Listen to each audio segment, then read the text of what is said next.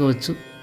అలాగే ఈకే మాస్టర్ గారు చిన్నతనంలోనే మాతృవియోగాన్ని అనుభవించి ఆ తల్లి శరీరాన్ని విడిచిపెట్టబోతూ తనకు పెద్ద బిడ్డైన మాస్టర్ గారి దగ్గరకు తీసుకుని శ్రీకృష్ణుని విగ్రహాన్ని చేతపెట్టి, నాన్న, నేను ఇక శరీరాన్ని విడిచిపెడుతున్నాను, ఈ శ్రీకృష్ణుడిని నాకు బదులుగా నీకు అందిస్తున్నాను, ఇతడు చెప్పినట్లు విను, ఇతడు చెప్పినట్లు చెయ్యి, ఇక అన్నీ అతడే, ఇతడి తత్వమే నీలో నిండి ఉంది, ఈ కారణం చేతనే నాన్నగారు నీకు కృష్ణమాచార్య అని పేరు పెట్టారు, ఇతడిలా నడుచుకో, ఇతడిలా వర్ధిల్లు, ఇతడి ప్రణాళికను నిర్వహించు అని చెప్తూ పరలోకంలోకి ప్రవేశించింది. మాస్టర్ గారు ఆ చిన్న వయసున ఆ విగ్రహంతో అలా ఉండిపోయారు. అటుపైన ఆ తల్లి మాట ప్రకారం మాస్టర్ గారి జీవితం నడిచింది.